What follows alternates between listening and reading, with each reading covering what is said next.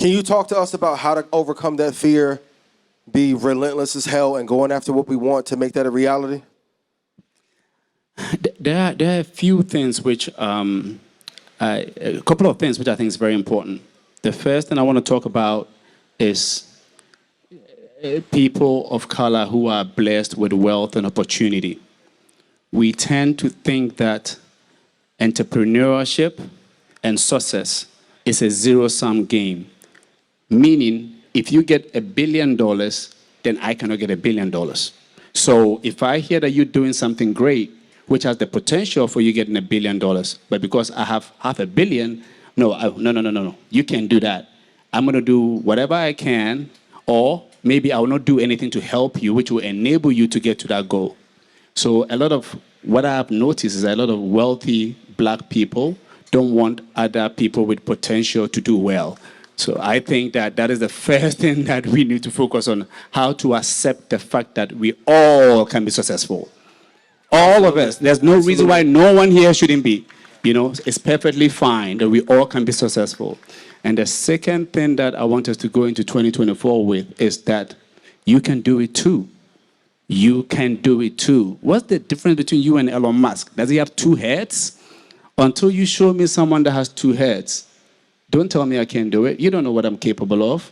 Yes, I understand, you know, so you should believe in yourself, because that self-doubt is what is really killing us. So these are the two main things I want us to really go in 2024 with. You know, let's see how we can help each other, and let's have some faith in ourselves and believe we can do it. Okay. As a follow-up, real quick, where does that belief in yourself come from? Because not everyone has that. And the most important thing that I want everyone to leave with here is that they can do it, but where does that undying belief from yourself come from? I mean, as I said, I think we are all a product of our surroundings. You know, as I said, I moved back to Ghana. I didn't have a plan. Even, it was very difficult. I used to run out of gas. I didn't have money to buy gas. I used to run out of gas. But not once did I feel like I was poor. Psychologically, I felt like my money was coming. It's just a matter of time. So I've always had that feeling. If you sit there thinking, it ain't going to work out, probably ain't going to work out. But if you believe it's going to work out, failures are going to come through your way. However, these failures are actually lessons to get you to where you need to get to. So that's where I get that. That's where I get that from, man. I love that. Quick follow-up to that.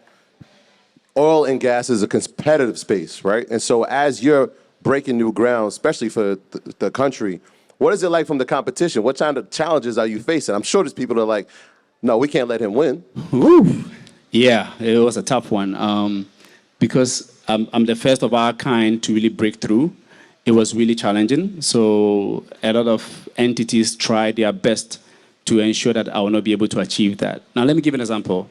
I was in a meeting with a company in Houston, oil and gas company. So, you know, we're all doing well. We're having a chat. So it's like, so how did you start? I'm like, well, I took the profits that I made in my downstream, which is the trading business, reinvested all my profits in the upstream, because, you know, when you drill one well, it's about $100 million. One well, $100 million. And I didn't have no bank loan, okay? No bank is going to give me a loan. No local bank, because it has the ability to help, and no foreign bank, because I'm black. You're crazy. You're not going to give me any money. So the guy was looking at me, and I'm like, I reinvested my profits. He said, you did what? He said, when I set up my company, I resigned from an organization. I set up a company, and Blackstone gave me $400 million. That's how I started. I didn't even have an asset. They gave me $400 million and said, go figure out, you know, which oil asset you can acquire. So he looked at me like, you did what? You used your own what? So it's very challenging, but out of all those challenges comes the blessings and comes the success. So if you believe in yourself, if you believe in what you're doing and you put your own money in, think about what the next person is going to do, or what the bank. So now I have people like, you know, running around me, following me with money, say, you know, just we want to invest in you, or we want to give you a loan, or whatever it is. But I basically use my own profits. I have no debts, nothing like that till this day. I still have no loans that I have no loans that I've drawn down on. I have lines, but I have not drawn down on anything. So sometimes if you believe in your stuff, you got to put in your own money, and they don't always expect, because they don't want us to win. You have to understand, they don't want you to win. You know, you got to take it. You got to believe in that. You got to keep it going. You know, I'm going to give you nothing for free. Right. Stay away from they. But Very important. Let me ask you this. We was talking backstage. There's a lot of Americans here. and we were talking about like, people, opportunities in Africa and where in Africa and different things, and you were saying like there's just so many opportunities, right? So can you speak on that for the Americans that may want to start businesses or have some investments? What perspective can you give them? Okay, so first of all, I think that when people look at investment opportunities, the first thing that they think about is capital. I don't agree. I think the first thing you got to think about is an idea, what it is that you want to do. The way I see Africa is this. So I see America or the West as a farm, a very sophisticated farm. They have all kinds of things planted off the farm. And if you want to be successful, you need to find a niche and you have to work at it very hard before you can plant something for it to grow and be successful. That's how I see it. And I see Ghana and Africa as a bare land. You just have to find a spot, get some cow manure, put it there, plant something that you think you can really sell, sprinkle with some water, and then it will work out. So I feel like there's so much opportunity here. However, we don't think of any ideas. And sometimes you figure it out on the ground.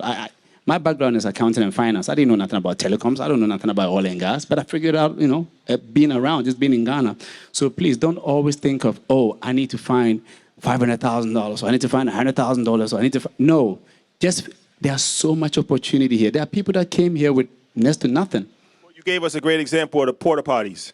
Yeah, tell us about that. So like you were saying, like so many things that you don't even think about, and then it's like by the time you actually figure it out, it's already done. Yeah, because like the porta potty situation for the So because what people want to do is people want to follow the train. They want to go where they hear, this line of business is really successful. By the time you hear this is a really good line of business, it's over.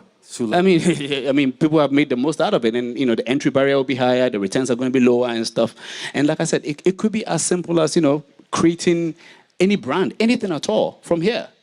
So it could be real estate, it could be you name it. I mean, real estate back 10 years ago, 15 years ago was way better than it is today. And the people that got involved back then, I think I gave an example. People that jumped on Tesla back in the day are way better off than people that are trying to jump on Tesla now. But there are a lot of opportunities. You have to just figure it out. I don't want to really direct anyone into any particular space, but it's just so broad. Yeah. And just think about it this way. It's bare land. You basically figure out what you want to plant, and have a successful harvest. So it's your call. You have to figure it out. Your business plans that you did in college and stuff is not going to work over here. I'm going to let you know that.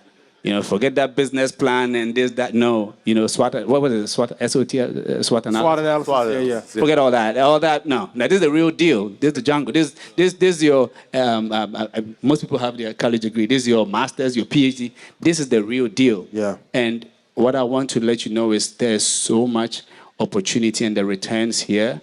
The kind of returns you can make here is very difficult to make it in the West a lot of times.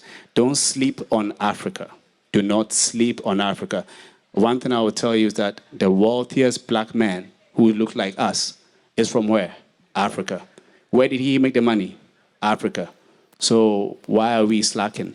I think there's opportunity here for all of us.